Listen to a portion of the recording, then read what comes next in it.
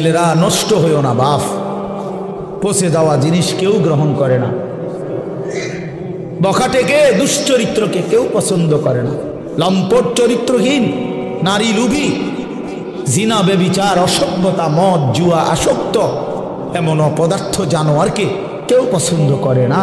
তারে কুকুরের সাথেই মানায়, মানুষের সাথে মানায় না। বেনামাজিকে জানোয়ারের সাথেই মানায়, ইমানদার মুসলমানের সাথে মানায় না, মানায় না। হ্যাঁ, এজন্য এটা জরুরি বিষয়, এটা বুঝার বিষয়। কেন আমি নামাজ পড়ব না, কেন আমি হালাল খাবো না? 30 বছর ধরে যারা সুদ খাইতেছেন, এই বাবা সংসারের অভাব পূরণ হয়েছে তো? বলেন না কেন? হ্যাঁ, 30 বছর ধরে যেই বাটপারে ওজনে কম দেয়, এই বাটপারে জিজ্ঞাসা করেন না যে বাটপার তোর এই 30 বছর ধরে যে কাস্টমার ঠগাস, তোর অভাব গেছিনি না যাবে কোনোদিন? তো লাভ হইলো কি বেড়া? কি রে এত সিটারি করে কাম তো লাভ হইল না, সিটারিয়ে যা করলা কই সংসারের অভাব তো গেল না, কিস্তি তো শেষ হয় না, কিস্তি তো শেষ হয় না, প্রয়োজন তো শেষ হয় না। কই কিস্তি ইনকাম করে 90,000, কিস্তি চলে 6 না। হ্যাঁ, কথা বলেন না কেন? কিস্তি কারণটা কি? বেড়ারে দিয়েও কিস্তি লইছে, বেড়িরে দিয়েও কিস্তি লইছে, পুতের বউরে দিয়েও কিস্তি লইছে, নাতিরে দিয়েও কিস্তি লইছে। সংসারের সবগুলো হারাম কর, বউ হারাম কর, স্ত্রীও হারাম কর, পুতের বউ হারাম কর, প্রত্যেক কিস্তি যে লইছে তো হারাম কর। কথা বলেন না কেন? হ্যাঁ, মাতেন না কা নাইরে আপনি পাল্টা জবাব দেন। হ্যাঁ কোন আমি শুনি, তর্ক করেন। কিস্তি মানে তো হারাম, সুদ মানে তো হারাম, সুদ মানে তো হারাম। তো বলে হুজুর না খাইয়া মরে যাবনি। হ্যাঁ মরে যাবেন, মরলে কি শরম নেই? কোনো মানুষ মারা গেলে এটা কি বেজ্জতি নেই যে ছি ছি ছি জীবনে কেউ মরল না, হায় হায় রে আস্তাগফিরুল্লাহ আস্তাগফিরুল্লাহ, এরকম শরমের কথা? লোকটা মরে গেল বলে বলেন মরে যাওয়া কোনো শরম? তো মরে যাবেন, অসুবিধা কি? আমারও তো অনেক সময় অনেকে বলে যে হুজুরে না খাইয়া কি মরে যাবেন? মরে যাবেন আপনি, অসুবিধা কি? না খাইয়াই মরে যাবেন, অভাবে মরে যাবেন, ঠিক আছে, কিন্তু এরপরও তো চোখটা বন্ধ হইলে জান্নাতের দুয়ার খুলে যাবে। যে মাওলা অভাবে পড়ে গেছি তো তোমারে ছাড়ি নাই, খাইতে পাই নাই কিন্তু তোমারে ছাড়ি নাই। নবী সাল্লাল্লাহু আলাইহি সাল্লাম তো পেটে 2টা পাথর বাঁধছে। আপনারা আমাদের কার হালাত এমন হইছে ক্ষুধার কষ্টে? হ্যাঁ পাথর বাঁধছেন বলেন, 3 দিন খান নাই টানা, এমন আমাদের কারো জানা মতো, আর আমরা বাদ দেন মিয়া, আমাকেও জানা মতো বলে আমার চাচা একবার এরম হয়েছে, আমার জেডার একবার এরম হয়েছে যে 3 দিনে এক লোকমা খাবার খায় নাই, এমন হয়েছে চাচা? আপনি শুনছেন চাচা? আপনি তো মুরব্বী বয়স্ক, আপনি বলেন চাচা, আপনি বলেন এমন শুনছেন কোনোদিন? কিন্তু আল্লাহ নবী সাল্লাল্লাহু আলাইহি সাল্লাম যে দিনের পর দিন 3 দিন ক্ষুধার্ত ছিলেন, এই কথা কি আপনারা শুনেন নাই? তাহলে নবীজির চাইতে ক্ষুধার কষ্ট বেশি সয়েছে এমন উম্মত তো এই 1450 বছরও এখনো হয় নাই। সাহাবায়ে কেরাম, আবু বকরের মতো দামি সাহাবী, ওমরের মতো দামি সাহাবী, হযরত আয়েশা নবীজির স্ত্রী বলেন রাআইনা হিলালান সুম্মা হিলালান সুম্মা হিলালান। নবীজির স্ত্রী বলেন এক চাঁদ উঠছে, এটা ডুবছে, আরেক চাঁদ উঠছে, এটা ডুবেছে, আরেক চাঁদ উঠছে, এটাও ডুবছে। কয়টা হলো? কয় মাস? 3 মাসে আল্লাহর কসমে মসজিদে বসা। নবীজির হাদিস, আম্মা জান আয়েশা বলে মা আওকাদাত ফি আবিয়াতে রাসূলিল্লাহ নারুন, আবিয়াত বহু বচন না, বাইতুনের রাসূলের 9 জন বিবি। আম্মা জান আয়েশা স্ত্রী বলে আমরা 9 বিবির কারো ঘরে এই গোটা 3 মাসে কোনো দিন রান্না করা চুলায় কোনো খাবার আমরা খাই না, কোনোদিন। ফামা আইশুকুম, সাহাবী জিজ্ঞেস করছে, মা তাহলে বাঁচলেন কিভাবে? ফামা আইশ, জীবনটা চালাইলেন কেমনে? আল্লাহর নবীর স্ত্রী বলেন, আত্তামারু ওয়াল মা, খেজুর এবং পানি।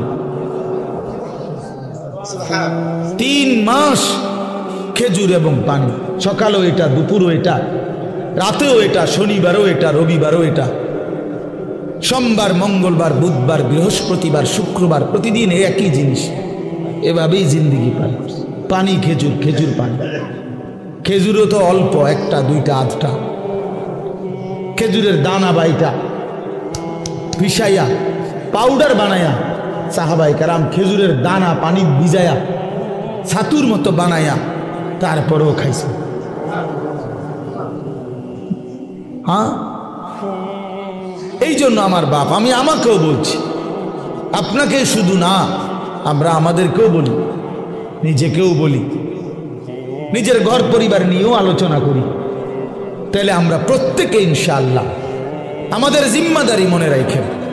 কু আনফুসাকুম, আমি যে কথার থেকে এতগুলো কথা বললাম, অর্থ হলো নিজের ফিকির করা, আমার ইমান, আমার আমল, আমার আখেরাত, আমার স্ত্রী সন্তানের ইমান, আমল, আখেরাত, আমার বাপ। এবার আমি শেষ অংশে কথাটা বলতে চাই, এটা আমরা যারা এখানে যে কয়জন মনোযোগ দিয়ে শুনছেন, আমি সবাইকে বলি, আমরা এটা মনে রাখতে হবে, আমরা মুসলমান, আমাদের জীবন আখেরাত, আমাদের জীবন দুনিয়া হবে না। আমাদের একবার বিশ্বাস করেন, 200 কোটি মুসলমান আমরা যদি রাত দিনও পরিশ্রম করি দুনিয়া উপার্জনের জন্য, আল্লাহর কসম, খোদার কসম, কাফের বেঈমানের সমপরিমাণ দুনিয়া আল্লাহ আমগরে দিবে না, এটা আল্লাহর ওয়াদা।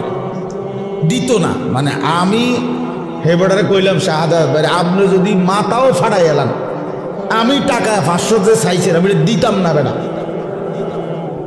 এবার তুমি যেটা মনে করো এটা করো, আমি কইলাম দিতাম না, দিতাম না, তখন আমি কেমনে নিবেন আপনি আমার টেয়াটা? কথা বুঝেন নাই আমার? আমি যে কইছি একবারে কসম করে কইছি যে আমি টেয়াটা দিতাম না। তো আল্লাহ বলছে, বান্দা দুনিয়া আমি তোমাদের ইমানদারকে দেব না বান্দা পুরা, এটা আমার ওয়াদা, আমি দেব না দুনিয়া, আমি দেব আখেরাত। আখেরাতে আল্লাহ বলছে, বান্দা দুনিয়া আমি তোমার প্রয়োজন মাফিক দিচ্ছি, আর কাফেরকে দুনিয়া বেশি দিলাম, তবে আখেরাতে পুরাটা তোমাদের ইমানদারদের জন্যই বরাদ্দ রাখলাম, বেঈমানকে এক ঢোক পানিও পান করতে দেব না, এক ঢোক পানি। চোখটা বন্ধ হইলে কোনো বেঈমান আর এক ঢোক পানি পাবে না, এক লোকমা খাবার আর কোনোদিন মিলবে না। লা ইউফাত্তারু আনহুম ওয়া হুম ফীহি মুবলিসুন। আল্লাহ বলে জাহান্নামী জাহান্নামের আগুনে 1 সেকেন্ডের জন্য বিরতি পাবে না। লা ইউফাত্তারু, বিরতি হবে না।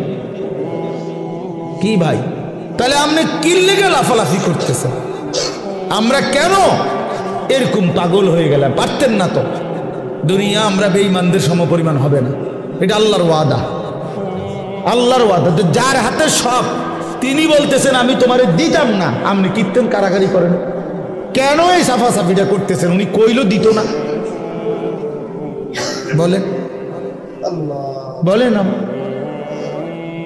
একজন ফুদ বিদেশ ফাড়াইয়া আপনি এখানে বিরাট কিছু করে লাগবেন, কিতা এই ঘুরে ঘেরে ফাঙ্গাসার তেলাফিয়ারি আমরা জানি না, আর কিতা যার ফুদ ইটালি এবার কিতা খায়, হ্যাঁ, যার 3 ফুট বিদেশ এবার কি খায়, হ্যাঁ কি খায়?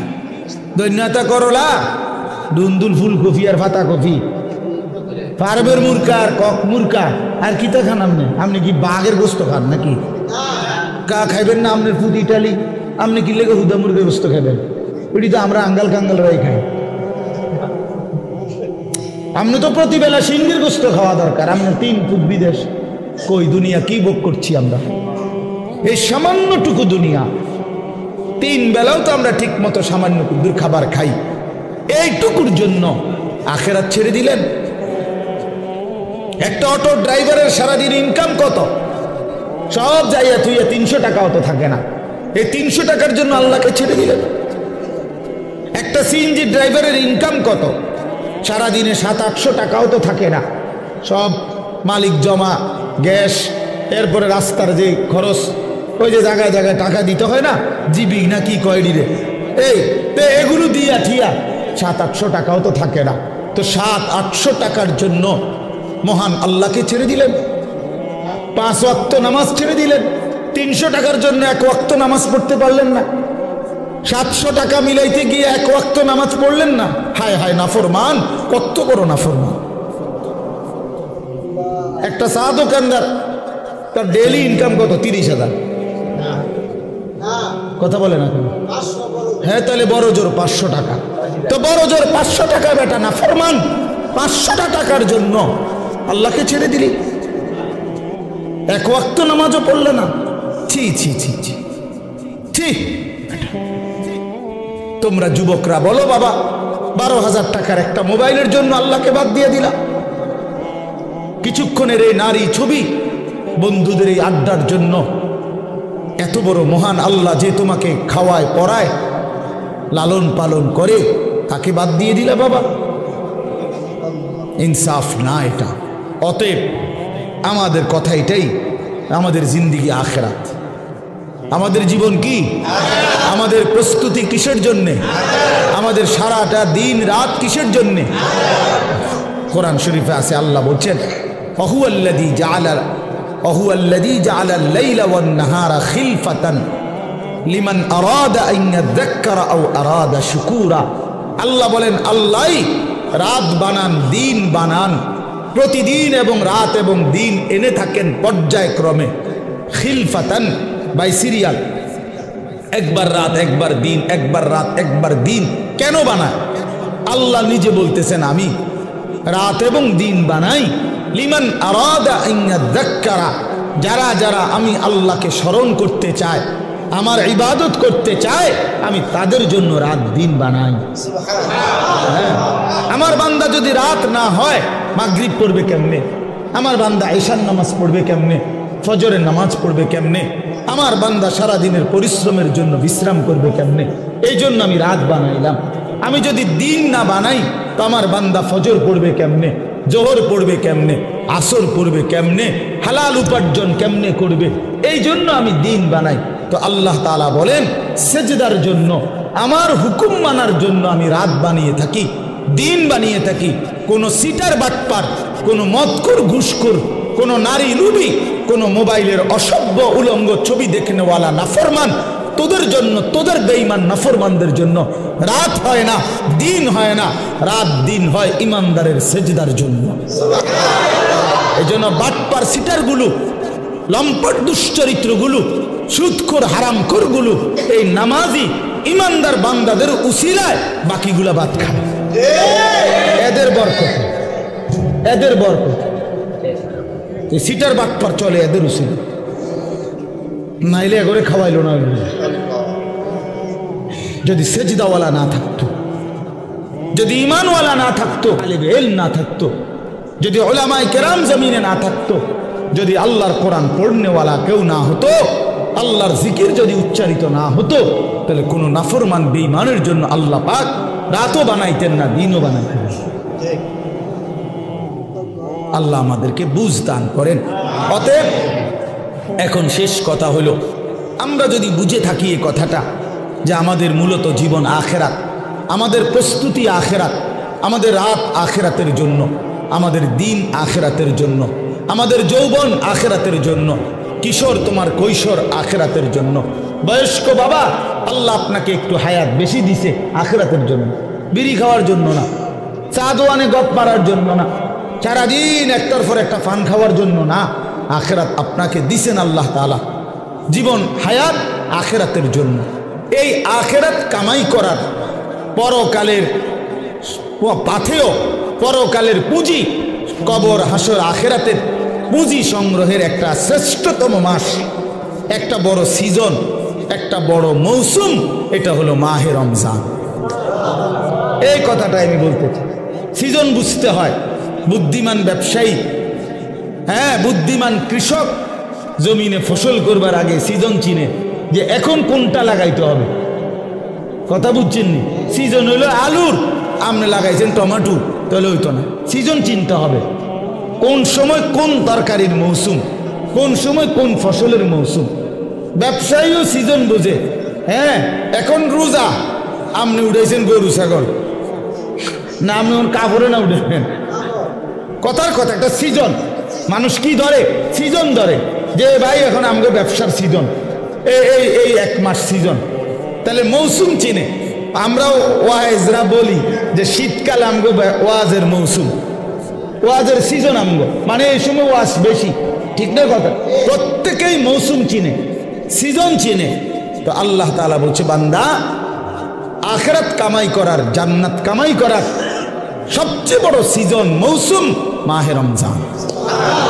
আর সেটা আর মাত্র 30 দিনও বাকি নাই। এই আমাদের সামনে একদম অল্প কয়দিন, আর মাত্র 1টা মাস। এই 1 মাসের ব্যবধানেই আমাদের সামনে আসতেছে মাহে রমজান। আল্লাহ তাআলা বলছেন, ইয়া আইয়ুহাল্লাযীনা আমানু কুতিবা আলাইকুমুস সিয়ামু কামা কুতিবা আলাল্লাযীনা মিন ক্বাবলিকুম লাআল্লাকুম তাত্তাকুন। রোজার বিস্তারিত আলোচনা হুজুররা করবে, আমি এই জন্য আপনাকে ইমাম সাহেবরাই বলবে ইনশাআল্লাহ। কিন্তু আমার বলার উদ্দেশ্য শুধু এই কথা বলা যে আল্লাহ বলছে, বান্দা তোমাদের উপরে রোজা ফরজ করলাম, পূর্ববর্তী ইমানদারদের উপরেও আমি ফরজ করেছি। উদ্দেশ্য কি? উদ্দেশ্য হলো আল্লাহ বলেন লাআল্লাকুম তাত্তাকুন, ইমানদার 1টা মাস তুমি আমার হুকুম পালন করবা, গুনাহ বর্জন করবা, আমার আদেশ পালন করবা। রোজা, নামাজ, ইফতার, সাহারি, 20 রাকাত তারাবি, ভোর রাত্রে কিছুটা তাহাজ্জুদের নামাজ, সেজদা, দোয়া, কান্নাকাটি, জিকির, তেলাওয়াত, জাকাত, ফিতরা, দান, সাদাকা, শবে কদর, রমজানের শেষ দশকের এতেকাফ, এতগুলো ইবাদত দিয়ে আমি সিজনটা সাজাইছি, রমজানটা সাজাইছি। অতিরিক্ত অনেক কিছু দিছি। ইফতার রমজান উপলক্ষে, সাহারি রমজান উপলক্ষে, 20 রাকাত তারাবি রমজান উপলক্ষে, শবে কদর রমজান উপলক্ষে, শেষ দশকের এতেকাফ রমজান উপলক্ষে। জান্নাতের দরজা পুরা খুলে দিলাম রমজান উপলক্ষে, জাহান্নামের দরজা বন্ধ করে দিলাম রমজান উপলক্ষে, শয়তানগুলো সব শিকলে বাইন্ধা রাখলাম রমজান উপলক্ষে, এবং একে 70 বানায় দিলাম রমজান উপলক্ষে। এত কিছু দিয়েও যদি তুমি জান্নাত কামাই করতে না পারো, তুমি আসলেই অসিদ্ধ, তুমি আসলেই অথর্ব, অপদার্থ ছাড়া আর কিচ্ছু। তুমি আসলেই না ফরমান, তুমি আসলেই না ফরমান।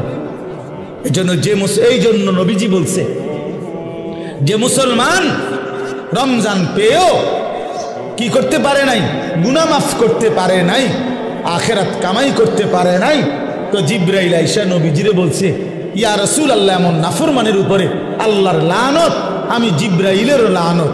নবীজি বলছে আমিন, মানে আমিও মেনে নিলাম, যা জিবরাইল, আমি রসুলেরও লানত। এই জন্য রমজানকে যে কদর করে না, রমজানেও গুনাহ, চুরি, ডাকাতি, ওজনে কম দেয়, সুদ খায়, কিস্তি নেয়, ওই ছেলেরা তোমরা নাচ গান, মোবাইল, ছবি এই নিয়েই পড়ে রইলা, মা বোনরা বেপর্দা করে রইল, মানে যে যেমন আছে এমনই রয়ে গেল। তো তার উপরে আল্লাহর লানত, ফেরেশতার লানত, তোর নবীর লানত, তোর রূপে খোদার গজব, তোর রূপে আল্লাহর লানত। আর এত জনের লানত নিয়ে সুখ কপালে জুটবে না, দুনিয়াতেও আখিরাতে। অতএব দয়া করে আমরা ইনশাআল্লাহ আজকের এই মোবারক মাহফিলে নিয়ত করি যে আমরা এবারের রমজানকে নিজের জীবনে কদর করব ইনশাআল্লাহ। সবাই গুনাহ থেকে পবিত্র হই। ছেলেরা, নওজোয়ান, মোবাইলের অশ্লীলতা ছেড়ে দাও বাবা, গুনাহ ছেড়ে দাও বাপ, এই উলঙ্গ ছবি, নারী, অশ্লীলতা, বেহায়াপনা ছেড়ে দিয়ে 5 ওয়াক্ত নামাজ পড়ো, আল্লাহকে ডাকো বাবা। আগামীর পৃথিবীতে ইনশাআল্লাহ তোমরা দেখো, সারা পৃথিবীর হিসাব, সারা পৃথিবীর জরিপ এখন প্রত্যেক, যে আমার আগে বক্তব্য দিলেন আপনি, হ্যাঁ না না চাচা বক্তব্য দিচ্ছেন না, চাচা কি বললেন কোন তো একটা কথা, আমি তো এনওজি করতে করতে শুনছি যে এই 70-72 বছর বয়সে এই গ্রামে ছেলেরা যে এরকম একটা ফাউন্ডেশন করে উদ্যোগ নিছে, এটা প্রথম। আপনি বললেন না একটু আগে? আচ্ছা বলেন তাইলে এটার অর্থ কি? অর্থ হলো আমি ব্যক্তিগতভাবে এখন প্রতিদিন গড়ে 3টা 4টা বয়ানে যায়, এরপরও কুলাইতে পারি না। তো আমার বলার উদ্দেশ্য হলো, আমি যদি 100টা বয়ান করে থাকি মনে করেন মাহফিল, এর মধ্যে 98টা হবে যুব সমাজের আয়োজন সারা বাংলাদেশ। কথা, গতকাল আমি মহেশখালী ছিলাম, এই যেখানে কক্সবাজার মহেশখালী নাম শুনছেন না? মানে বাংলাদেশের বড় একটা তাপ বিদ্যুৎ কেন্দ্র হইতেছে ওইখানে, ওইখানে মাতার বাড়ি, তো ওইখানে ছিল। তো হাজার হাজার যুবক, হাজার হাজার, তার মানে সারা বাংলাদেশে এরকম নওজোয়ানরা আগাইতেছে আল্লাহর দিকে, কোরআনের দিকে, ইসলামের দিকে। সারা বাংলাদেশে আপনারা এখন চাচারা বলেন, আগে 20 বছর আগে যতগুলো মাদ্রাসা দেখছেন চারিদিকে, এখন গলিতে গলিতে হাঁটলে হাঁটলে চারিদিকে ডানে বামে মাদ্রাসা দেখা যায় না? তো বাড়ছে কিনা? অনেক বাড়ছে, 10 গুণ বাড়ছে, 50 গুণ বাড়ছে। সারা বাংলাদেশে প্রত্যেক বছর, এখন বছরে বারবার বাংলাদেশের ছেলেরা কোরআনের হাফেজ হিসাবে সারা বিশ্বের আন্তর্জাতিক প্রতিযোগিতায় 70 দেশ 100 দেশের সাথে 1 নম্বর 2 নম্বর হয়ে থাকে বাংলাদেশের ছেলেরা। তার মানে বোঝা গেল যে আলহামদুলিল্লাহ যুব সমাজ, নওজোয়ানরা যেভাবে ইসলামের দিকে আগাইতেছে, আগামীর পৃথিবীতে এই নওজোয়ানরাই কালেমার পতাকা উড়াবে ইনশাআল্লাহ। হ্যাঁ হ্যাঁ, ইসলামের পতাকা উড়বে, বিজয়ের পতাকা উড়বে ইনশাআল্লাহ।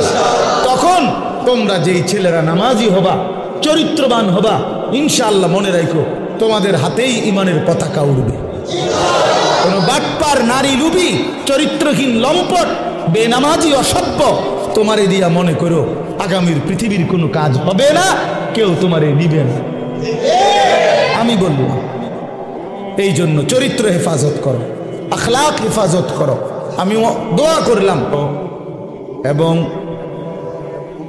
চারিত্রিক পবিত্রতার ক্ষেত্রে ইসলামের সবচেয়ে গুরুত্বপূর্ণ বিধিবিধান, শরীয়তের হুকুম আহকাম, অশ্লীলতা, বেহায়াপনা, জিনা, ব্যভিচার, এগুলোর প্রতিরোধে সবচেয়ে বেশি আয়াত, হুকুম এই সূরার মধ্যে।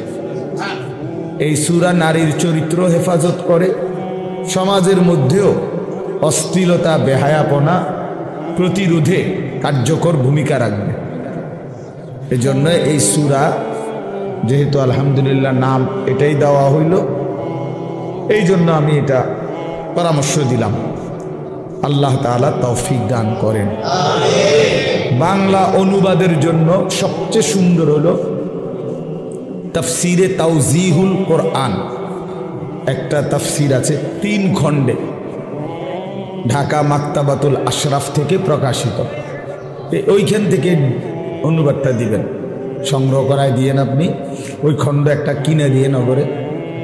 ওইটার অনুবাদ বাংলা ভাষায় বর্তমানে সবচেয়ে সুন্দর, মজাদার এবং সাবলীল, সহজ, খুব অল্প কথায় বোঝার, এবং ওইটার সাথে প্রাসঙ্গিক ছোট্ট ছোট্ট কিছু টিকা, ব্যাখ্যা ওই তাফসিরটার মধ্যে আছে। এবং ওইটার লেখক হলেন সারা পৃথিবী বিখ্যাত, বর্তমান সময়ের সারা বিশ্ববিখ্যাত একজন আলেমে দ্বীন, পাকিস্তানের আল্লামা তাকি উসমানী দামাত বারাকাতুহুল আলিয়া।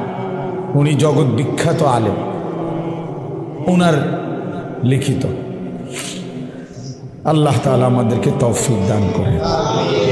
মোবাইলের ব্যাপারে বললাম, অর্থ হলো যে আসলে প্রত্যেকেই যদি একটা একটা মোবাইল হাতে ধরে রাখো ভাই, তাহলে মনোযোগ দিয়ে শুনবে কে? সবাই যদি আমরা অন্যেরকে নিয়ে আছে, আমি অন্য করে শুনাম, অন্যদেরকে আমি সংশোধন করব, তো তুমি ভালো হইবা কোন দিন? তোমার পরিবর্তন হবে কোন দিন? প্রত্যেকেই যদি অন্যকে নিয়ে ফিকির করি, ঠিক আছে, কিন্তু নিজের ফিকির করব কখন? অথচ কোরআনুল কারীমের মধ্যে মানবতার সংশোধনের ক্ষেত্রে প্রথম নির্দেশ নিজের সংশোধন। কোরআনুল কারীমের মধ্যে আল্লাহ তাআলা বলছেন, সর্বপ্রথম নিজের সংশোধনের দিকে 100% নজর দিতে। ইয়া আইয়ুহাল্লাযীনা আমানু কু আনফুসাকুম ওয়া আহলিকুম নারা। আল্লাহ তাআলা বলেন, হে ঈমানদারগণ, তোমরা প্রত্যেকেই নিজেকে বাঁচাও এবং তোমাদের পরিবারের সদস্যদেরকে বাঁচাও নারান, জাহান্নামের আগুন থেকে। তাইলে আলাদাভাবে বলছে যে নিজেকে বাঁচাও, এরপরে বলছে স্ত্রী সন্তান পরিবার পরিজনকে বাঁচাও। তাহলে নিজেকে বাঁচাও, এটা আলাদা হুকুম, আলাদা হুকুম। এজন্য নিজের ফিকির করা, নিজের সংশোধন, আমার ঈমান, আমার নামাজ, আমার চরিত্র, আমার আখলাক, আমার চলাফেরা, আমার কথাবার্তা, আমার আচরণ, লেনদেন, এটা ঠিক করা। আমার কবর, আমার আখেরাত, আমার হাসর, আমার মিজান, আমার ফুলসিরাত, এই নিজের ফিকির করা। আমি মরলে আমাকে, আমার জিন্দিগি নিয়ে আমি চলে গেলাম, এরপরে পৃথিবীতে অনেক কিছু হইতে পারে, কিন্তু আমি তো নাই। আমার মৃত্যুর পরে পৃথিবীর সব মানুষ যদি চাঁদের দেশেও জায়গা, আমার লাভ কি? আমি তো নাই, আমি তো কবর। এই জন্য নিজের ফিকির করা, ইমানের ফিকির, আমলের ফিকির, এটা খুব জরুরি। কোরআনুল কারীমের মধ্যে আল্লাহ তাআলা বলেন, ইয়া আইয়ুহাল্লাযীনা আমানু আলাইকুম আনফুসাকুম, হে ঈমানদারগণ, নিজেকে মজবুতভাবে আঁকড়িয়ে ধরো। আলাইকুম আনফুসাকুম অর্থ হলো নিজেকে সাজিয়ে তোলো, নিজেকে গড়ে তোলো আখিরাতের আলোকে, ঈমান ইসলামের আলোকে। এটা আল্লাহ তাআলার আদেশ। কোরআন শরীফে আল্লাহ বলেন, ওয়া'মুর আহলাকা বিস-সালাতি ওয়াসতাবির আলাইহা, তুমি তোমার পরিবারের সদস্যদেরকে নামাজের আদেশ করো এবং নিজে নামাজের উপরে অত্যন্ত মজবুত দৃঢ় থাকো, দৃঢ় থাকো। অর্থাৎ কোনো অবস্থাতে নিজের এক ওয়াক্ত নামাজও ছেড়ো না। নিজেকে ভুলে মানুষের সংশোধন, নিজের ঈমান, আমল, নামাজ, রোজা, আমনে ওটা মেল করে, মেল করতেছে, ওটা সংশোধন করে, গ্রামে কাজ্জা ফাসাদ এগুলার সমাধান করে। জোহরের নামাজও পড়ে নাই, আসরের নামাজ ওটা মেল করে, জনসেবা করে। আপনার এই জনসেবার দরকার কি? আপনারে কে বলল যে নিজের নামাজ বাদ দিয়ে মানুষের সেবা করতে? এটা আপনারে কোন ইবলিসে কইল? এটা কে বলল আপনার? এটা কোন ধরনের জনসেবা? আমি পেশাবের উপরে দাঁড়াইয়া আরেকজনরে ভালো পানি দিয়ে গোসল করা, ওটা নিজে দাঁড়াই দিছে পেশাবের, বুঝছেন না? নিজে মদ খাই, আরেকজনের মধু খাওয়া। তাহলে এইখানে আহাম্মকি ছাড়া আর কিচ্ছু নাই। তার জন্য নিজের সংশোধন আগে, মানুষের সেবা, মানুষের কল্যাণ অবশ্যই ভালো কাজ, কিন্তু সেইটা হবে আমার নিজের সংশোধন শতভাগ ঠিক রেখে, শতভাগ ঠিক। আমার মাহফিলের দেরি হয়ে যাইতেছে, এখন আমার মাগরিব বাদ এখানে বয়ান করার কথা আজকে, আমার আরো 2টা মাহফিল আছে আজকে। এখন আমি চিন্তা করলাম যে ধরে আমার ওয়াজ যেহেতু ক্ষতি না হয়, মাগরিবের নামাজ বাদ দিয়ে লাই টানা আইসা পড়ি। তাহলে আপনারা যে সময় মাগরিব পড়তেছিলেন তখন তো আমি যদি টানা আইসা পড়তাম, তাহলে এই আধা ঘন্টার টাইম ফাঁকি দেয় যে সময় আপনারা নামাজ পড়ছেন, সুন্নত পড়ছেন, তো আমি তো আইতে পারতাম। আপনি আইয়া বুঝলেন, নইলে আমার তো দরকার আপনার করে হেদায়েত করেন, আমি জাহান্নামে গেলে গেলাম,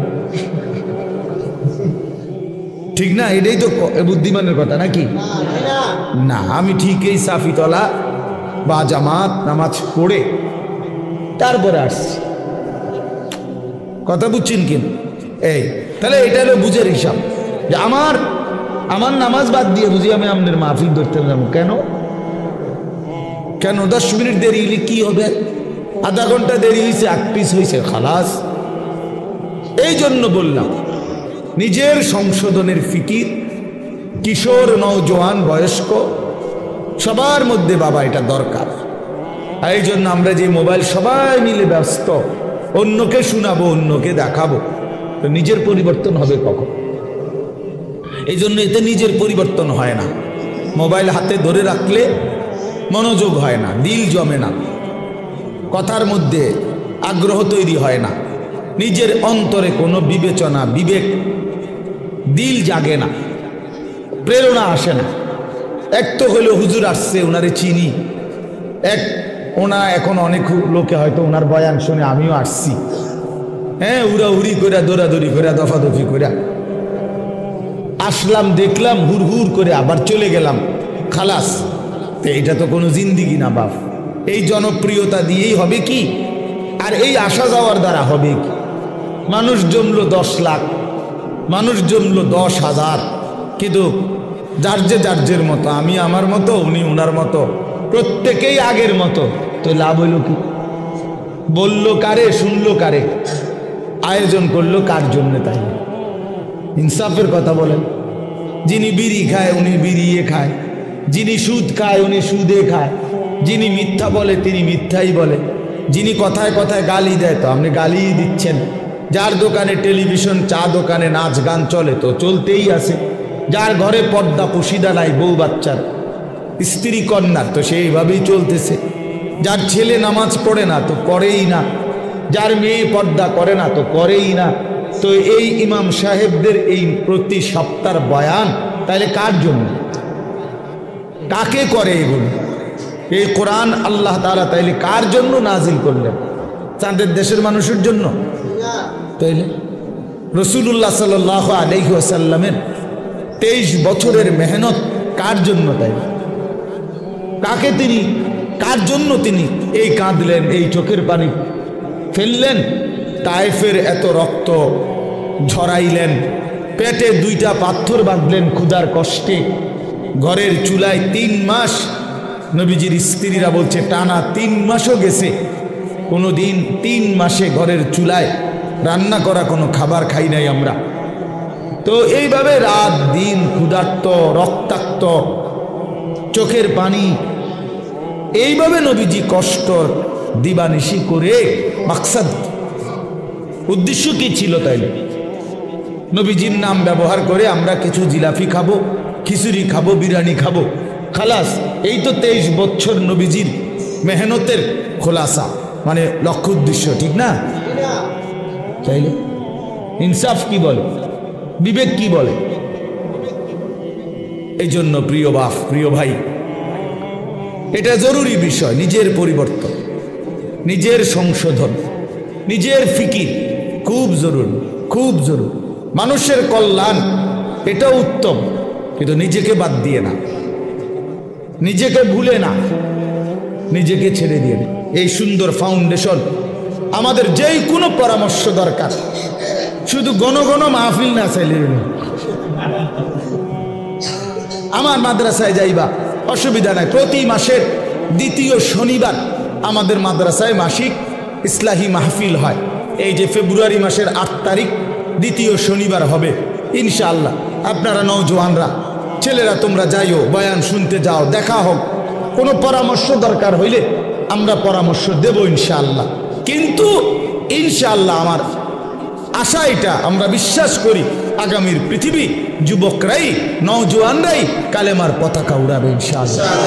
অতএব আমরা যেন কেউ নষ্ট না হই, চরিত্রহীন না হই, চরিত্রহীন না হই। আল্লাহ আমাদেরকে তৌফিক দেন, কবুল করেন। আজকের এই মুবারক মাহফিলকে আল্লাহ তাআলা ভরপুর বরকত দান করেন।